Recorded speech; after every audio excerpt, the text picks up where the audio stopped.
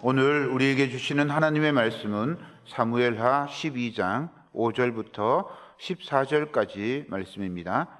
구약성경 479쪽에 있습니다. 하나님의 말씀을 받들어 읽겠습니다. 다윗이 그 사람으로 말미암아 노하여 나단에게 이르되 여호와의 살아계심을 두고 맹세하노니 이 일을 행한 그 사람은 마땅히 죽을 자라. 그가 불쌍히 여기지 아니하고 이런 일을 행하였으니 그 양 새끼를 4배나 갚아 주어야 하리라 한지라. 나단이 다윗에게 이르되 당신이 그 사람이라.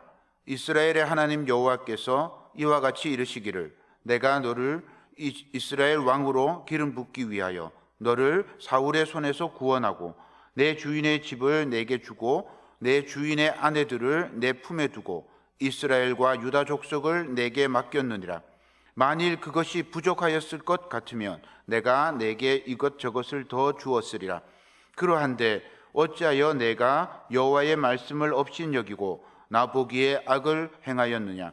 내가 칼로 햇사람 우리아를 치되 암몬 자손의 칼로 죽이고 그의 아내를 빼앗아 내 아내로 삼았도다. 이제 내가 나를 업신여기고 햇사람 우리아의 아내를 빼앗아 내 아내로 삼았은즉 칼이 내 집에서 영원토록 떠나지 아니하리라 하셨고 여호와께서 또 이와 같이 이르시기를 보라 내가 너와 내 집에 재앙을 일으키고 내가 내 앞에서 내 아내를 빼앗아 내 이웃들에게 주리니 그 사람들이 내 아내들과 더불어 백주에 동침하리라. 너는 은밀히 행하였으나 나는 온 이스라엘 앞에서 백주의 이 일을 행하리라 하셨나이다 하니 다윗이 나단에게 이르되 내가 여호와께 죄를 범하였노라 하매 나단이 다윗에게 말하되 여호와께서도 당신의 죄를 사하셨나니 당신이 죽지 아니하려니와 이 일로 말미암아 여호와의 원수가 크게 비방할 거리를 얻게 하였으니 당신이 낳은 아이가 반드시 죽으리이다 하고. 아멘. 우리 같이 한번 기도드리겠습니다. 하나님 아버지, 오늘도 저희들에게 말씀을 주셔서 말씀으로 저희들을 비추어 보게 하시고 그 은혜 가운데 거하게 하심을 감사합니다. 하나님께서 이 시간 말씀을 전하는 자나 듣는 모든 회중에게 성령으로 임재하셔서 성령께서 교회들에게 하시는 그 음성을 듣게 하여 주옵소서. 예수님의 이름으로 기도하옵나이다. 아멘.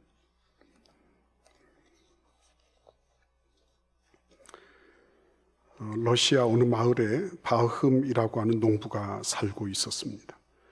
이 바흠이라고 하는 농부는 100루블을 주고 산 땅에서 농사를 짓고 있었는데 그는 늘 땅에 대해서 고파했어요.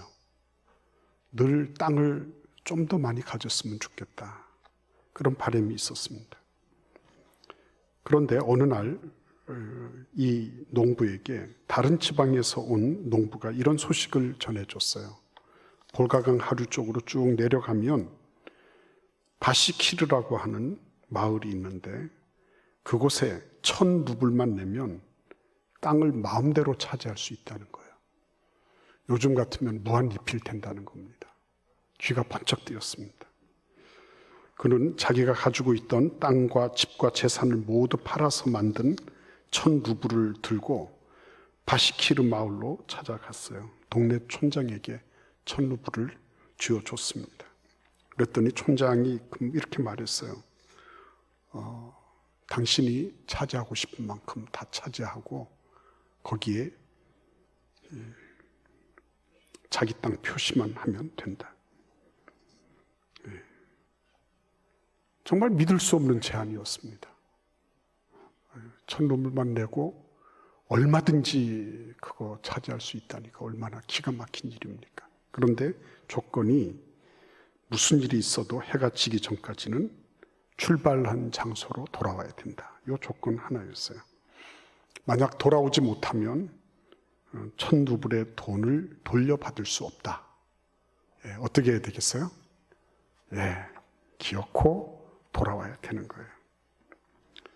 바움은 동네 촌장의 말을 듣고 걸음을 재촉했습니다. 아침 일찍 일어나서 조금이라도 더 빨리 더 멀리 나아가기 위해서 최선을 다해서 그는 서둘러 발걸음을 재촉했습니다.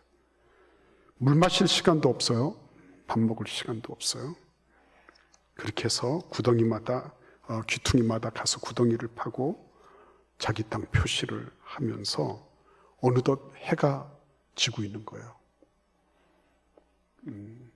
해 지기 전까지 어떻게 해야 되죠? 출발점까지 가야 되잖아요. 그래서 그가 최선을 다해서 그냥 있는 힘을 다해서 출발점까지 드디어 도착했습니다. 그 다음에 어떻게 됐는지 다 아시죠? 잘 모르시는 분이 계십니까? 모르시는 분은 아시는 분한테 물어보시기를 바라요. 제가 알고 있는 한에는 이 바음이라고 하는 농부는 거기에서 장렬하게 돌아가셨다. 아무것도 못 먹고 있는 힘을 다해서 하루 종일 그렇게 뛰다 보니까 그냥 너무 과로해서 돌아가 버리고 말았습니다.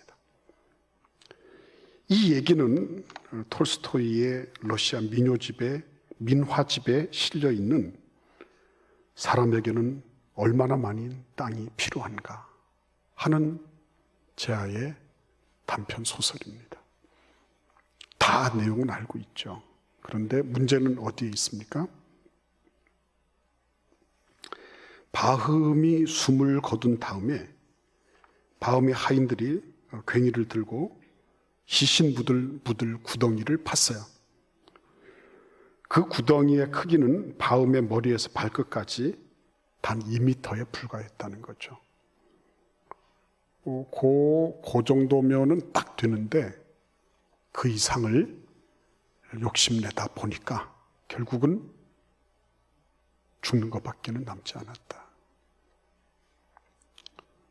죄가 어떻게 됐죠? 욕심으로부터 잉태하죠. 그리고 죄가 장성하면 결국은 파멸에 이르죠. 사망에 이르죠.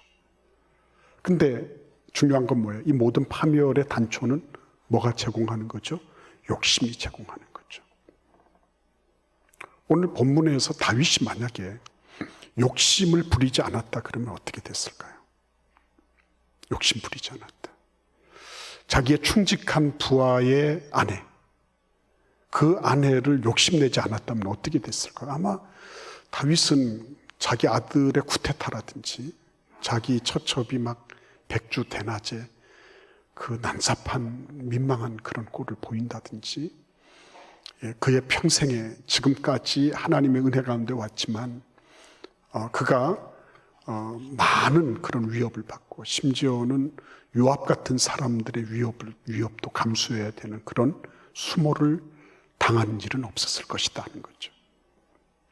그러니까 여러분 그 욕심이라고 하는 게 참 무서운 거죠. 욕심이라는 거. 욕심이라는 건 너무너무 무서운 거예요. 디모데전서 6장 6절에서 8절 말씀을 보시면 이렇게 말씀하고 있어요. 그러나 자족하는 마음이 있으면 경건이 큰 이익이 되느니라. 우리가 세상에 아무것도 가지고 온 것이 없음에 또한 아무것도 가지고 가지 못하리니 우리가 먹을 것과 입을 것이 있은즉 족한 줄로 알 것이니라. 족한 줄로 아는 것, 그게 지족이죠. 지족, 족한 줄로 아는 것입니다. 근데 문제는 어디에 있는 거예요? 족한 걸 모르는 거죠. 그렇죠? 족한 걸 모르는 겁니다.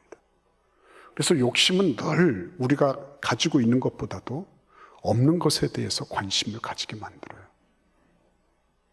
그리고 그 욕심을 부추기는 것은 사단 마귀의 영역이에요. 늘 그렇습니다.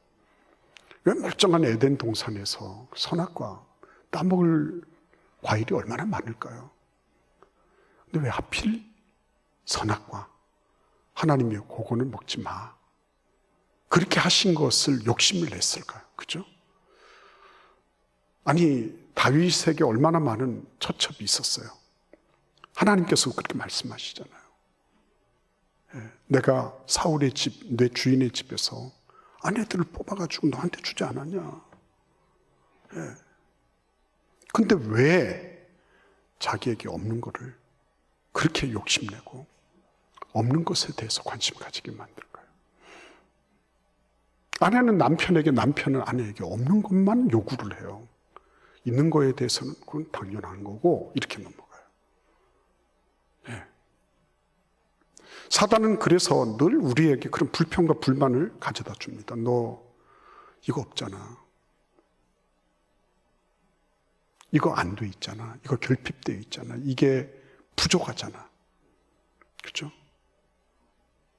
예수님을 시험할 때도 사탄 마귀는 그거 가지고 왔죠. 너 이거 떡하고 배가 그렇게 고픈데 40일을 굶고 어떻게 지내냐. 이 돌들 가지고 떡을 만들어. 떡 만들면 너도 먹고 나도 한번 먹어보자고. 김이 모락모락 올라오는 그거 한번 먹어보자. 예수님 뭐라고 말씀하셨죠? 사람이 떡으로만 사는 것이 아니요 하나님의 입으로 나오는 모든 말씀으로 살 것이다. 이 얘기는 무슨 말씀이에요? 사단은 지금 하나님의 말씀으로 이미 예수 그리스도는 딱 그 방향이 정해져 있단 말이에요. 그런데 40일 동안 금식하신 예수님에게 그 없는 부분을 터치하고 그리고 들어오기 시작한 거예요. 배고프지. 야, 인간이 어떻게 배 안 고플 수가 있니? 이거 만들어서 먹어. 이거 만들어서 먹어. 근데 예수님은 거기 넘어가지 않으셨어요. 당신에게 있는 것을 견고하게 지키셨습니다. 여기에서 승패가 갈라지는 거죠. 다윗은 여기에서 무너졌어요. 자기에게 있는 것을 지키지 못했습니다. 자기에게 있는 것으로 감사하지 못하고 그것을 만족하게 여기지 못했어요. 없는 것을 향해서 그는 주파를 던지고 그리고 그것을 탐했습니다. 그래서 여러분 오늘 이 말씀을 가만히 보면 다윗은 참 이 말씀이 지금 천국에 있겠죠.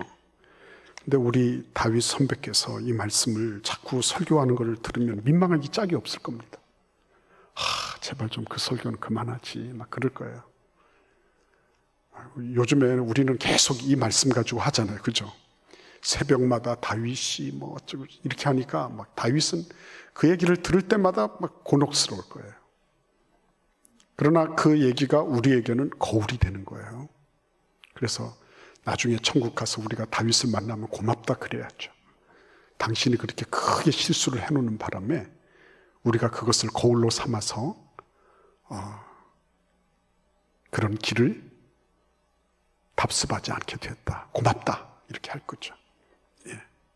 아무튼 이 욕심이 잉태해서 죄가 되고 죄가 잉태해서 사망으로 나가는 그 길목에 우리는 여러 가지 양상들을 볼 수가 있어요. 그런데 오늘 본문 말씀에서 나타나는 그런 양상들을 우리가 세 가지로 한번 살펴볼 겁니다. 그리고 하나님께서는 이것을 어떻게 되돌리시는가, 어떻게 이 전환시키셔서 우리에게 기회를 주시는가, 이것을 오늘 이 본문 말씀을 통해서 살펴보고자 하는 겁니다. 맨 먼저 나단이 하나님께로부터 보냄을 받아서 다윗에게 왔습니다. 그런데 나단이 한 일이 뭐였죠?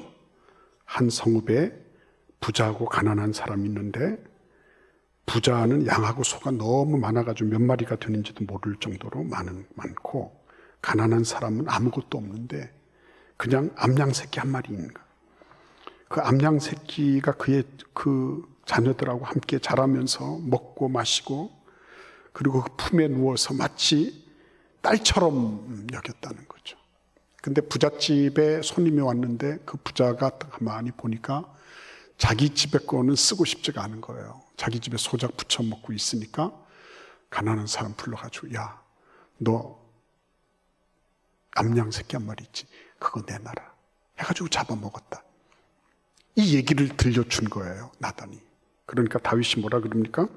거기 5절 말씀에 보시면 다윗이 그 사람으로 말미암아 노하여 나단에게 이르되 여호와의 살아계심을 두고 맹세하노니 와, 여호와의 살아계심을 두고 맹세하노니 이 일을 행한 그 사람은 마땅히 죽을 자라. 그가 불쌍히 여기지 아니하고 이런 일을 행하였으니 그 양새끼를 4배나 갚아주어야 하리라 한지라. 다윗이 분기탱천했죠. 그래서 뭘 했습니까? 죽여야 된다. 사형에 처해야 된다. 그죠? 능지처참할지어다. 막 이렇게 된 겁니다. 저렴 파렴치하고 4가지 없는 놈이 있나? 저놈을 당장에 잡아서 죽여버려라. 이렇게 한 겁니다. 근데 그때 나단이 뭐라고 얘기해요? 7절 보시면 뭐라 그랬어요? 나단이 다윗에게 이르되 당신이 그 사람이라 그랬죠. 그죠? 이거는 극적인 반전입니다. 나단이 딱 보면서 그놈이 네 놈이다 이렇게 한 거예요. 하나님 이름까지 거명하면서 정의를 구현해야 된다. 우리 이 이스라엘 경내에 그렇게 파렴치한 놈은 결코 살려둬서는 안 된다. 이래가지고 누구야? 이름만 대 이루고 있는데 나단이 그 이름 내가 대줄까? 그 놈이 바로 너야. 이렇게 한 겁니다. 여기서 하나님이 우리에게 보여주시는 게 있죠. 우리가 위기 상황이라고 하는 게 다른 데서 오지 않아요. 대부분 경우는 뭐였죠? 자기가 자기를 모르기 때문에 와요. 다른 말로 자기 객관화가 안 돼서 그래요. 하나님은 말씀을 보내주셔서 뭘 하십니까? 우리로 하여금 우리가 어떤 존재인지를 알게 해주시는 거예요. 어떤 존재인지를. 내가 객관적으로 어떤 모습인지 이거를 가르쳐 주시는 거예요. 다윗 왕에게 누가 얘기합니까? 요압이 왕이시여 아니되옵니다. 이 얘기 못했어요. 그 해쪽 속 우리아를 이렇게 죽이시면 안 됩니다. 이런 얘기 못했어요. 주변에 있는 어느 누구도 말 못할 겁니다. 서슬이 펄해가지고. 하나님은 그런 다윗을 객관화를 시켜주는 거죠. 네가 바로 이런 사람이다. 네가 죽이려고 했던 그 사람이 바로 내 자신이다. 그걸 가르쳐 주시는 거예요. 그러니까 여러분, 은혜 중에 은혜는 하나님께서 나를 알게 해주시는 은혜예요. 내가 죄인이라는 거, 그거 남에게 들어서 죄인이다, 그 개념적으로 지식적으로 아는 거 별 의미 없어요. 내가 하나님으로부터 내가 이렇게 처절하게 죄에 노출되어 있었구나. 내가 그 죄와 결탁해서 죄를 먹고 마시면서 죄를 내가 그냥 단순하게 즐기는 정도가 아니라 죄를 막 번식시키고 내가 그거를 죄를 확장하는 일에 내가 아주 에이전트 역할을 했구나. 그거를 기피하는 거예요. 내 죄 때문에 내 자식들도 우리 가정도 이렇게 힘들게 됐구나. 그거를 아는 거예요. 내가 내 자신을 안다는 게 얼마나 큰 축복인지. 그래서 여러분, 위기 상황이 올 때는 거의 자기 객관화를 안 됩니다. 자기는 다 옳아요. 아내가 뭐라고 얘기하고 남편이 뭐라고 얘기하는 게 전혀 들리지 않아요. 나는 그럴 만한 이유가 있고 나는 그럴 만한 합리적인 사유가 있어. 네가 나를 몰라주고 네가 나를 이해하지 못하니까 그런 소리 하는 거예요. 이렇게 되는 거예요. 근데 하나님은 그 부분을 여지없이 물려드리십니다. 그뿐 아니죠. 거기 보시면 뭐라 그러셨어요? 하나님이 그 7절 이하에 보시면 내가 너를 이스라엘 왕으로 기름 붓기 위하여 너를 사울의 손에서 구원하고 내 주인의 집을 내게 주고 내 주인의 아내들을 내 품에 두고 이스라엘과 유다 족속을 내게 맡겼느니라. 만일 그것이 부족하였을 것 같으면 내가 내게 이것저것을 더 주었으리라. 여러분, 이거를 한마디로 요약하면 뭐가 되는 거예요? 내가 너에게 이미 주었고 앞으로도 더 줄 것이라는 거죠. 근데 이 부분을 다윗은 어떻게 했죠? 간과하고 생략해버렸죠. 슬쩍 빠뜨렸죠. 뭘 빠뜨린 거예요? 하나님의 개입의 여지가 없이 하나님을 빠뜨려버린 거죠. 다 하나님으로부터 온 거예요. 하나님께서 이미 사울의 집안의 모든 것들을 다 뽑아서 다윗에게 주셨다 그랬어요. 이미 다 주셨어요. 풍성하게. 그리고 만약에 부족할 것 같으면 하나님이 앞으로도 더 주실 것이었어요. 그러므로 이 모든 것들의 원천이 어디에 있는 겁니까? 하나님으로부터 있는 거예요. 그런데 그 원천을 그냥 무시해버린 거죠. 다윗이. 무섭지 않습니까, 여러분? 다윗이 그거 그냥 입 싹 닦아버렸죠. 내가 할 수 있다는 거죠. 네. 그래도 일개 국왕인데 내가 그 여염집 여자 하나를 내 마음대로 못하겠느냐. 교만이 하늘을 찔렀죠. 내가 내 뜻대로 하겠다는 걸 누가 막겠느냐 이렇게 생각한 거죠. 그래서 하나님 없이 생활한 겁니다. 그래서 하나님이 계속 그 7절에도 그러시고, 그죠? 예. 계속해서 뭐라고 말씀하세요? 어찌하여 내가 여호와의 말씀을 업신여기고, 예, 업신여겼다. 이렇게 말씀하세요. 예. 10절에도 뭐라고 말씀하세요? 내가 나를 업신여기고. 하나님이 단순하게 우리아와 그의 아내에 대해서 행한 이 정도를 하나님은 당신에 대한 모욕으로 받으셨다는 겁니다. 내가 그 사람에게 죄 짓고 그 사람에게 뭐 내가 변상하고 이러면 되지. 이게 아니라는 거죠. 하나님은 그것을 당신에 대한 하나님을 업신여기고 하나님을 말 그대로 요즘 사람들이 얘기하는 거죠. 개무시한 거. 예. 그건 그 부부에게만 행한 것이 아니라는 겁니다. 예. 그 이전에 하나님을 업수히 여겼다는 것입니다. 하나님에게 말할 수 없는 모멸감과 그리고 수치와 말할 수 없는 그런 하나님에 대한 그런 무시와 경멸이 그 안에 들어있었다. 이렇게 하나님이 보고 계신 거였어요. 그러니까 여러분, 자기 객관화가 됐죠. 근데 하나님이 어떻게 생각하시는지를 지금 나단을 통해서 말씀해 주고 계신 거예요. 위기 상황이 올 때는 이것저것 안 보입니다. 들리지도 않고요. 얘기하면 할수록 싫어요. 그게 듣기가 싫습니다. 그래서 아무리 좋은 얘기를 해줘도요, 안 들립니다. 안 들어요. 듣고 싶지도 않고 들으려고 하지도 않아요. 그래서 여러분, 대부분 보면 뭐가 나옵니까? 무시당할 때 어떤 일들이 발생하죠.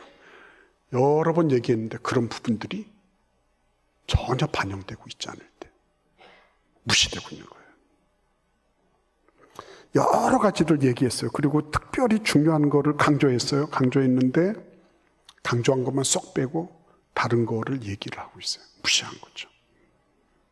하나님께서 십계명을 통해서 다윗에게 여러 번 말씀하시고 그거를 다윗은 모르는 바가 아니에요. 근데 하나님은 다윗으로부터 뭘 당하셨다? 업수의 여김을 당하시고 무시당하셨다고 느끼셨어요. 예. 다윗은 지금까지 자기는 잘 하나님을 섬기고 있다고 착각하고 있었죠. 나는 그래도 예배도 드리고 나는 11조도 한다.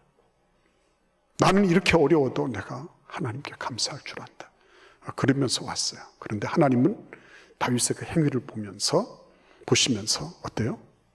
무지무지하게 가슴 아프신 거죠. 네가 나를 이렇게 무시할 수 있느냐, 나를 이렇게 경멸할 수 있느냐, 이렇게 느끼신 거죠. 예. 회복될 때는 보면 반드시 이 장면이 들어갑니다.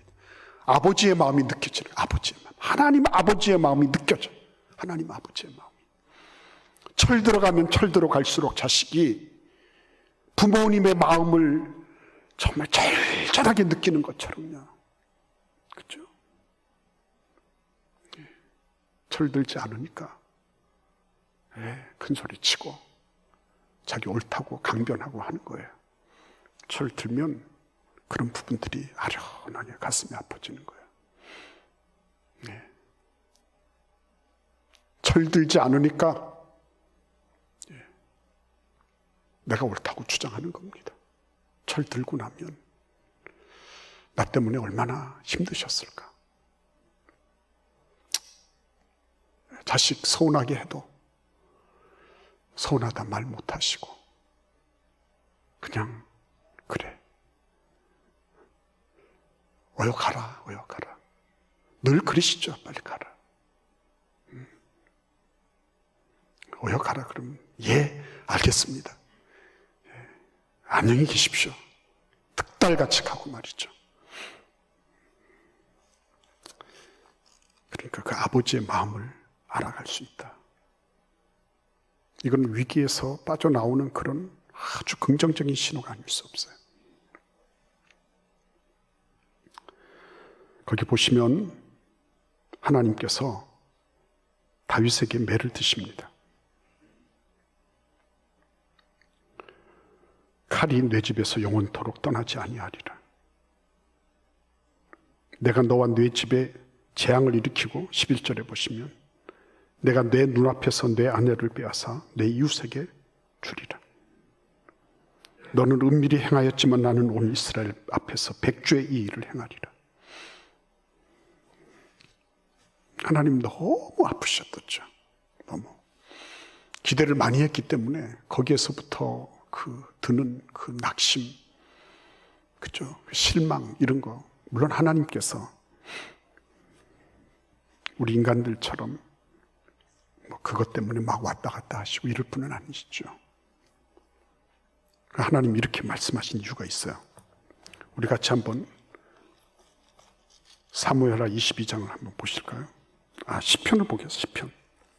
시편 18편을 보겠습니다. 다 같이 다윗이 한 말인데요. 18편을 보겠습니다. 25절. 성경을 찾기 어려우신 분들은 스마트폰을 꺼내서 보시기를 바라요. 시편 18편 25절. 자비로운 자에게는 주의 자비로우심을 나타내시며 완전한 자에게는 주의 완전하심을 보이시며 깨끗한 자에게는 주의 깨끗하심을 보이시며 사악한 자에게는 주의 거스리심을 보이시리니 주께서 곤고한 백성은 구원하시고 교만한 눈은 낮추시리이다. 예, 다윗이 이렇게 노래했어요. 예, 24절을 보시면요, 그는 그러므로 여호와께서 내 의를 따라 갚으셨다 이랬습니다. 내 의를 따라, 내 의를 따라, 나의 의로움에 비례해서 하나님이 나를 그렇게 대우하셨다는 거죠. 예. 내 손이 깨끗한 만큼 내게 갚으셨도다. 예. 하나님이 지금 다윗에게 하고 계신 건 뭐예요? 다윗이 행한 일을 그대로 반영해 주시는 거였어요. 예. 다윗이 지금 하나님 앞에서, 사람 앞에서 한 가정을 완전히 풍비박산 나게 만들고 신의를 저버리고 배신하고 그리고 처절하게 가장 야비하고 파렴치하게 자기의 욕망을 추구하려던 이 모습을 하나님은 그 사악함, 그 거스림, 이거를 그대로 반영해 주시는 거죠.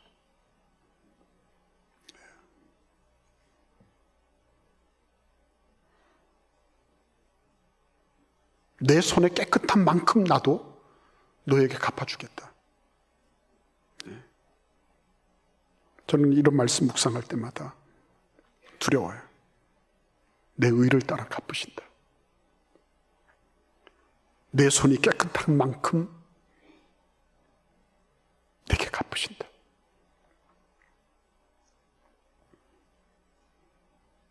다윗은 그런 모습을 보면서요, 하나님 자비롭고 은혜로우시다 그러더니 왜 나를 용서하지 않습니까? 대충 하나님께서 이렇게 하고 넘어가시면 되는데 왜 나를 이렇게 곤혹스럽게 하십니까? 말을 할 수 있어요, 없어요? 못해요. 그거 말 못합니다. 말할 수가 없어요. 정말 하나님께서 하신다면 내가 우리 아이에게 한 것처럼 나도 내 목숨을 앗아야 되겠다. 내가 사울에게 한 것처럼 나도 너와 너의 자손들에게 왕위를 뺏어야 되겠다. 근데 하나님은 참 자비로우신 분이에요. 긍휼이 많으신 분입니다. 그래서 여러분, 우리 같이 한번 13절을 읽어볼까요? 다윗이 나단에게 이르되 내가 여호와께 죄를 범하였노라 하매 나단이 다윗에게 말하되 여호와께서도 당신의 죄를 사하셨나니 당신이 죽지 아니하리이다. 그랬어요. 참 놀랍죠, 여러분. 이 13절이 저 앞에 왔어야 되죠. 그죠? 저 앞쪽에. 하나님, 내가 잘못됐어요. 처음에 그런 마음이 들 때부터 하나님께 나아가서 기도하고, 하나님이여, 내가 너한테 안 해준 게 뭐니? 부족한 거 있으면 말해. 내가 더 해줄게. 하나님, 내가 이런 게 있어요. 그래? 내가 더 해줄게. 우리 아내보다도 훨씬 더 미스 유니버스 플러스 미스 월드 플러스 미스 얼트 플러스 다 해가지고 내가 너한테 줄게. 이렇게 했을지도 몰라요. 근데 그는 자기 욕심대로 자기의 길로 가버렸어요. 그러니까 여러분, 참 내가 죄를 지었습니다. 이 얘기가요, 내가 여호와께 죄를 범하였노라, 이 얘기는요 정말 아쉬운 거예요. 이 말은 미리 고백될 수 있었다면 얼마나 좋았을까. 그러면 이렇게 천신만고 끝에 회복되는 이런 사이클, 이런 여정들이 얼마나 많이 단축되었을까. 아쉽지 않습니까, 여러분? 근데 내가 여호와께 죄를 범하였노라 했을 때 하나님은 나단을 통해서 다윗에게 이렇게 말씀하십니다. 여호와께서도 당신의 죄를 사하셨나니 당신이 죽지 아니하리이다. 이렇게 말씀하십니다. 와, 하나님은 정말 약속에 신실하신 분이에요. 요한일서 1장 8절에서 만일 우리가 우리 죄를 자백하면 저는 미쁘시고 의로우사 우리 죄를 사하시며. 미쁘시고 의로우신 게 뭐예요? 그분의 속성, 신실하신 분, 약속하신 것을 반드시 이루시는 그분, 미쁘시고 의로우신 하나님이 우리가 우리의 죄를 인정하고 그것을 하나님 앞에 내 입으로 고백할 때, 그때 하나님은 그것을 용서해 주신다고 약속하신 거죠. 하나님은 다윗에게도 예외가 아니었습니다. 다윗에게 예외가 아니신 그 하나님은 우리에게도 예외가 아니신 것입니다. 하나님, 내가 이거 잘못했어요. 하나님, 내가 이런 부분에서 내 생각에 잘못이 있었습니다. 내 언어에 잘못이 있었습니다. 나에게 가시가 있었습니다. 내가 행동을 결정하는, 행동을 선택하는 것 잘못됐습니다. 고백할 때 하나님은 내가 너의 죄를 사하노라 말씀하시는 거죠. 비록 그 다음에도 다윗의 설거지는 계속됐어요. 그럼에도 불구하고 하나님은 다윗을 영영 버리지 않으십니다.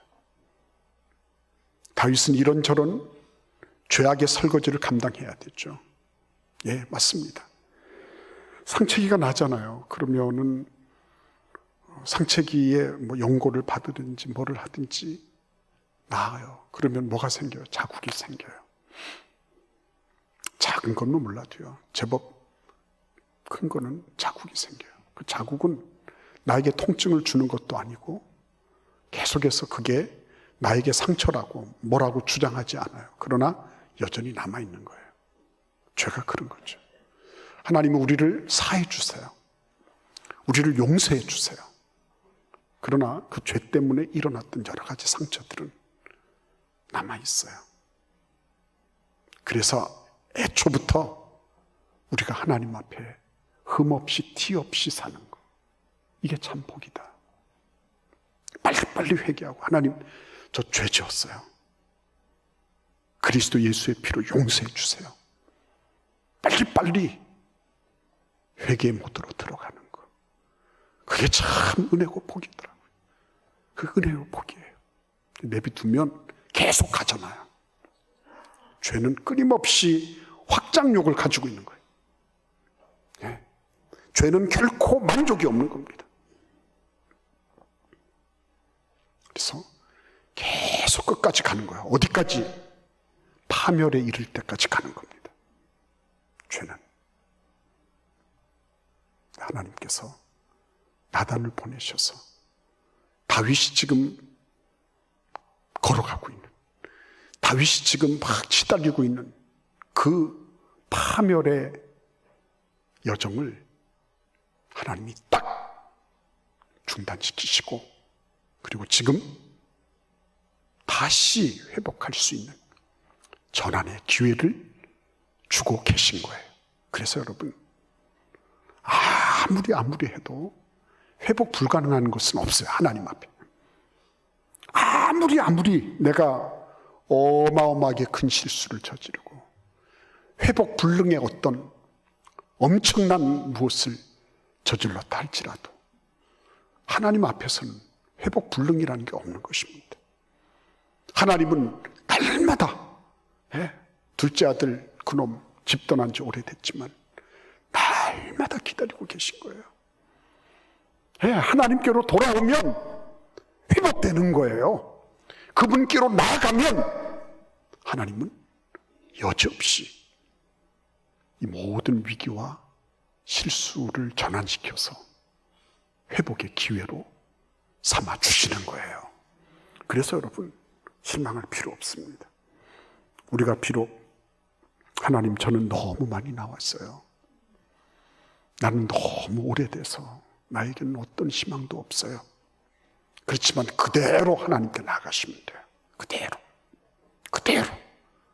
나단이 다윗에게로 올 때 다윗이 뭐 의관을 정죄하고 뭐 목욕을 하고 뭐 어떻게 하고 이렇게 했어요? 안 그랬을 거예요. 제가 생각할 때 있는 그대로 했을 겁니다. 욕망이 덕지덕지 묻어가지고 죄는 죄대로 은폐하면서, 그래서 나단에게 틈을 보이지 않기 위해서 무진 애를 쓰고 위장하고 교원 영색하면서 아무 일 없는 것처럼 그리고 나타났을 거예요.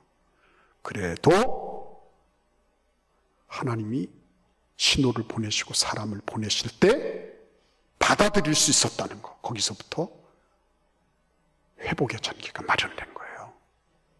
아무리 힘들어도 말씀 한 장 읽고, 아무리 힘들어도 주님, 내가 이렇게 내 마음이 가고 있어요. 하나님, 나를 붙잡아 주세요. 주님 앞에 기도하고요. 그래서 말씀 묵상하고 기도하고, 그렇죠? 내년도는 특별히 어려운 그런 한 해가 될 것이라고 이구동성 얘기합니다. 근데 그 이구동성의 얘기가 단순하게 어떤 사람에게는 더 많이, 어떤 사람이면 덜 적게 이런 게 아니라 아주 평균적으로 어마어마한 그런 불안과 무시무시한 재앙과 같은 그런 일들이 벌어질 수 있다는 것입니다.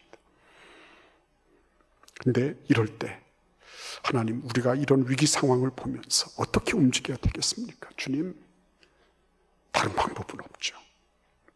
다시 모든 회복의 원천 되시는 그분에게로 나아가는 것. 그래서 저는 이번 새벽 기도회가 기대가 돼요. 여러분들과 30일 동안 함께 하면서 하나님이 어떻게 우리가 위기를 대응하게 하시고 그것을 복으로 바꾸실지 기대가 되는 거예요. 하나님의 은혜 가운데 다 함께 거해서 위기 전환의 기회를 누리는 우리 모두가 되기를 기원합니다. 기도하겠습니다. 고마우신 주님, 감사합니다. 위기는 복이 될 수 있습니다. 위기를 복으로 만드는 그러한 하나님의 백성들 다 되도록 축복하여 주옵소서. 예수님의 이름으로 기도하옵나이다. 아멘.